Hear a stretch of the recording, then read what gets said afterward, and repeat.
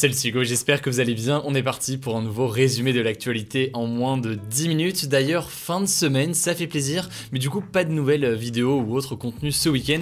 Du coup, pour rester informé sur l'actualité ce week-end, vous le savez très probablement, ça se passe directement sur Instagram. On poste là-dessus du lundi au dimanche sur notre compte un résumé d'actualité qui se lit en moins de 10 minutes. Le nom du compte, si vous n'êtes pas encore abonné, eh bien c'est Hugo Decrypt. N'hésitez pas, on approche du million d'abonnés, c'est incroyable, ça fait super plaisir. Merci pour votre confiance. Allez, on perd pas de temps, on va parler de la loi pour le climat qui va bientôt être lancée et débattue à l'Assemblée nationale alors qu'elle est très critiquée jusqu'ici. Alors pour vous remettre un petit peu dans le contexte, en octobre 2019, le gouvernement avait organisé la Convention citoyenne pour le climat. Cette convention, c'était une assemblée de 150 citoyens tirés au sort et qui ont réfléchi pendant plusieurs semaines à des solutions contre le dérèglement climatique. Faut savoir qu'avant cette convention, eh bien le président de la République avait en gros promis de reprendre les propositions des citoyens sans filtre pour en faire un projet de loi qui serait ensuite donc proposé, débattu et voté à l'Assemblée nationale.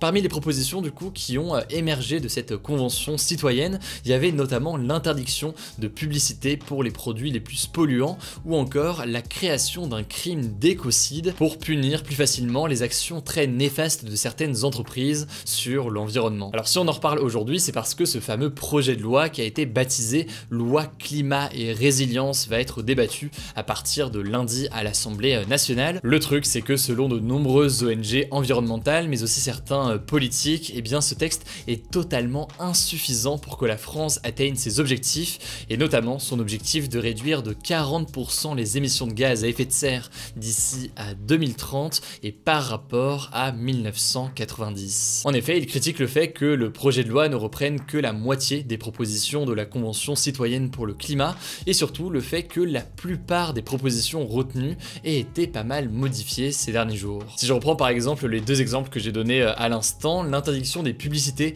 pour les produits les plus polluants ne concernera que les pubs pour les énergies fossiles, des pubs qui de toute façon n'existaient quasiment plus aujourd'hui, et de la même façon concernant le crime d'écocide, eh bien ce sera finalement pas un crime d'écocide mais un délit d'écocide, ce qui veut dire que les peines encourues seront moins sévères que pour un crime. Bon alors après évidemment là j'ai montré que deux exemples et il y a beaucoup plus, que ce soit dans les propositions de la Convention citoyenne ou même dans la loi qui va être débattue à partir de lundi, il y a beaucoup plus d'éléments, beaucoup plus de sujets de débat. Si jamais vous voulez en savoir plus d'ailleurs, je vous mets un petit lien directement en description et puis évidemment on aura l'occasion d'en reparler dans les prochains jours. Bref, quoi qu'il en soit, un appel à manifester ce dimanche en France a été lancé pour faire pression sur l'Assemblée nationale pour que les députés changent cette loi. Plusieurs marches vont donc être organisées un peu partout en France à l'initiative notamment d'ONG de défense de l'environnement. On aura du coup logiquement, vous le savez, l'occasion d'en parler directement sur Instagram. Allez, on continue avec le sujet du jour. Hier soir, en toute fin de soirée, à l'issue du Conseil européen qui réunit en fait les chefs d'État et de gouvernement européens, eh bien Emmanuel Macron a fait un point sur le coronavirus et il y a pas mal de choses à analyser. Déjà, il a annoncé qu'il n'avait, je cite, à faire aucun mea culpa, aucun remords ni aucun constat d'échec sur la stratégie de la France face au virus. En gros, il estime qu'il a eu raison de ne pas reconfiner le pays fin janvier parce que selon lui, il n'y a pas eu de pic de l'épidémie dans les semaines qui ont suivi. Le truc, c'est que cette déclaration a fait bondir un certain nombre de scientifiques dont les modèles prédisaient justement une montée en flèche du virus en mars, ce qui arrive donc en ce moment. En janvier par exemple, Arnaud Fontanet, membre du conseil scientifique, parlait justement d'une montée en flèche du virus en mars-avril et donc de mesures à imposer dès le tout début d'année pour anticiper cette montée en puissance à venir du virus. Plus globalement, les critiques contre la stratégie française se sont énormément multipliées ces derniers jours avec le regain de l'épidémie. Certains politiques, comme le président de droite de la région Hauts-de-France et candidat désormais à la présidentielle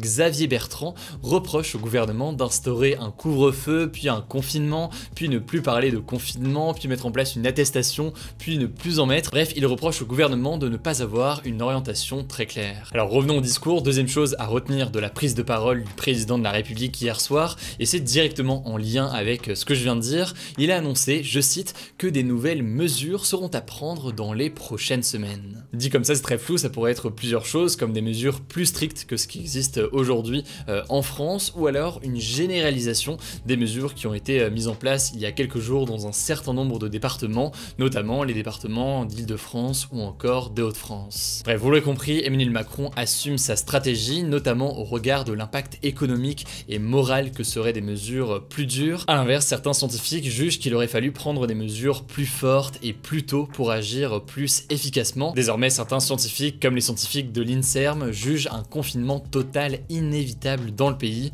On en parle du coup lundi pour faire le point. Allez, on est parti pour un résumé de l'actualité en bref, et on commence avec une actu assez insolite, vous en avez peut-être entendu parler. Un panostop aux États-Unis est devenu une star sur Twitch et totalise des centaines de milliers de vues chaque jour. Alors comment et surtout pourquoi? Eh bien en fait, un Américain qui habite juste en face de ce stop en avait marre que les automobilistes grillaient ce stop sans arrêt. Du coup, il a tout simplement décidé d'installer une caméra et de filmer en quasi permanence le carrefour. Conséquence, bizarrement, eh bien ça a commencé à plaire. La chaîne est suivie aujourd'hui par presque 150 000 personnes. Il y a même des internautes qui se rendent là où se trouve le panneau pour apparaître sur la vidéo en faisant par exemple un saut périlleux ou encore un combat de sabre laser. Allez, ça fait quelques jours que c'était pas arrivé, donc ça fait plaisir. Aujourd'hui on termine avec une bonne nouvelle. 90 œufs de tortue lutte, donc une espèce de tortue marine actuellement en voie d'extinction, ont été découverts en Équateur cette semaine. Faut savoir qu'il reste environ 100 000 tortues de cette espèce dans le monde. Dit comme ça paraît beaucoup, mais en réalité c'est très peu, ça peut aller très vite. Certains scientifiques estiment même que l'espèce pourrait disparaître dans les 20 prochaines années à cause de l'activité humaine. Donc cette découverte est logiquement importante, elle redonne un peu d'espoir et logiquement les réserves, les scientifiques vont faire en sorte de les protéger pour que l'espèce puisse survivre. Alors où est-ce que j'étais aujourd'hui? Peut-être à côté de chez vous, puisque j'étais à Nice dans le sud-est de la France, une ville où chaque midi on entend un coup de canon.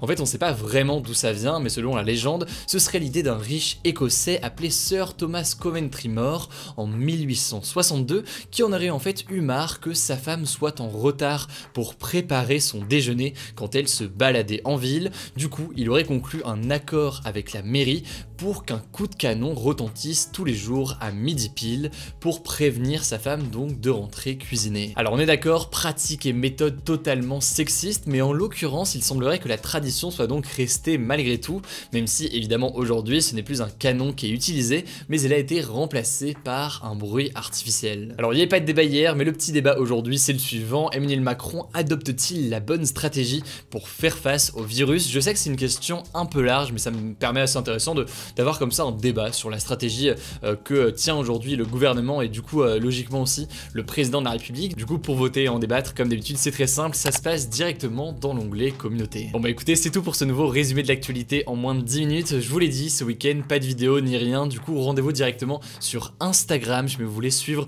un résumé quotidien de l'actualité aussi le samedi et le dimanche. Le nom du compte, vous le savez très probablement, c'est Hugo Décrypte. Écoutez, je crois que j'ai tout dit, prenez soin de vous, prenez soin de vos proches et on se dit à très vite.